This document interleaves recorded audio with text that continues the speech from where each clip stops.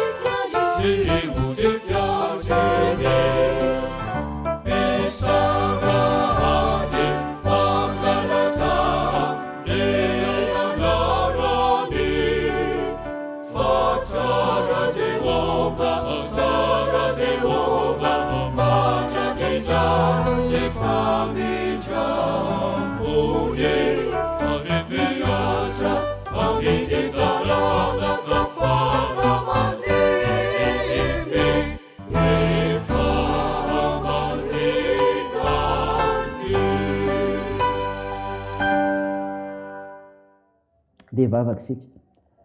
N'Andriamanitra ray zanaka ary fanahy masino, misaotra fa afaka mivavaka aminao zay.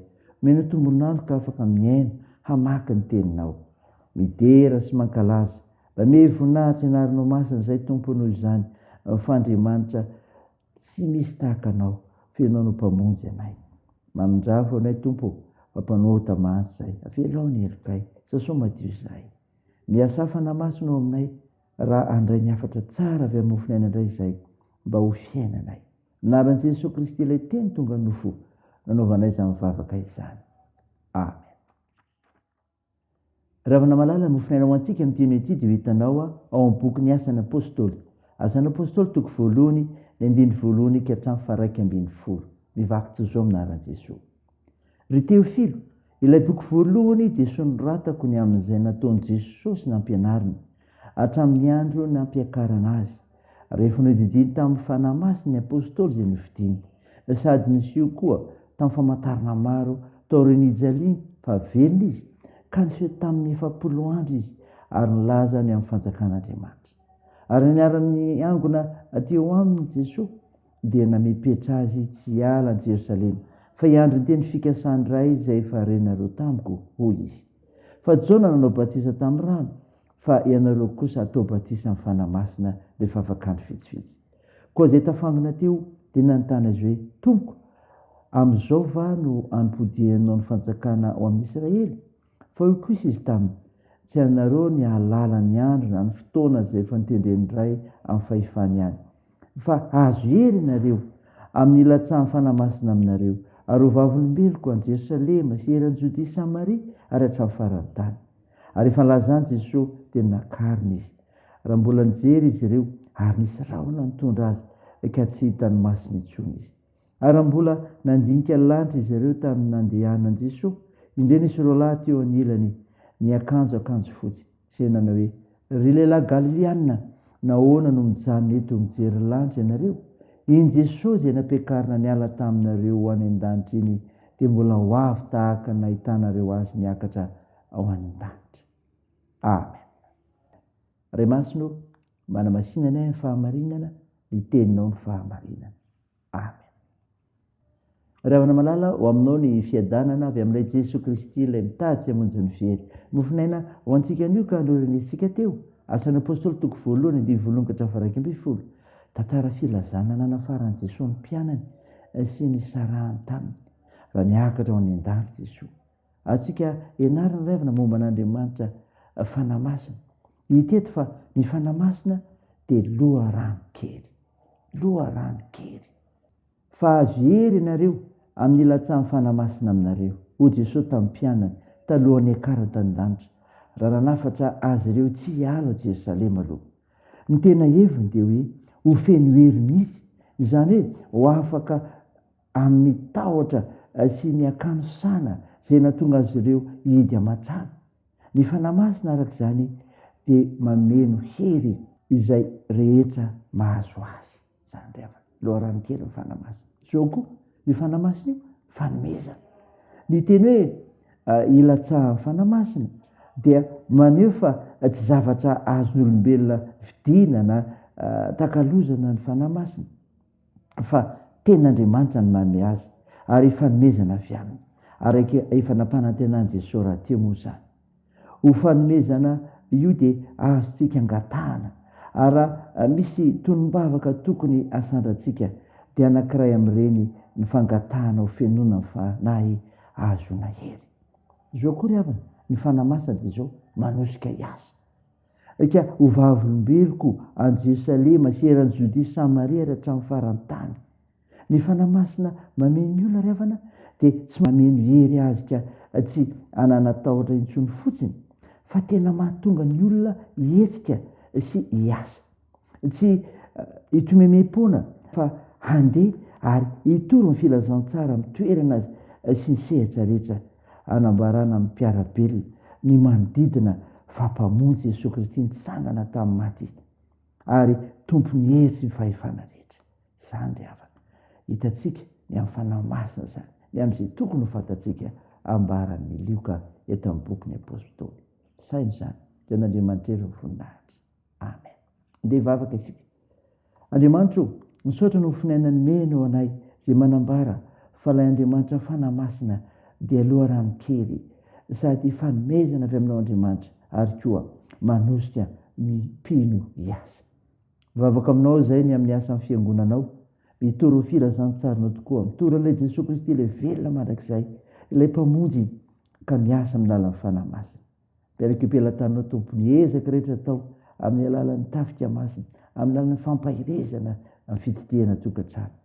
Vavaka aminao izay nanasitran'ireo marary, nitahinao ny asa fitsaboana, ampinondreo azony manjoa Jesosy, vonjeo ireo matra sahirana, atoandro mareo sy olona. Tompo, teo ny fiazakazahanay, ny amin'ny asa ataonay, ny asa filomana, ny fikarakarana ny tokantrano, ny fianarana izay atao, ny fikasana tsara rehetra hiperaka filompelatananao.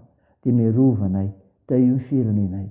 Ny vavaka dia tao ny anaran'i Jesosy Kristy mpamonjy anay, izay fanampiandranay ny vavaka manao hoe: raha nay izay any an-danitra, ao masinina ny anaranao, ho tonga ny fanjakanao, atao ny sitraponao ety an-tany ho tahaka ny an-danitra. Beo ny anio izay anona sahaza ao anay, ary mamelany enikay tahaka ny namelanay izay miloka taminay, ary aza mitondra anay amin'ny fakapanahy, fa manafany amin'ny ratsy, fanao ny fanjakana sy ny sery, ary voninahitra mandrakizay. Amen. Raha izay fotoana riavina malala ny tsodrana todranao amin'ny anaran'i Jesosy Kristy.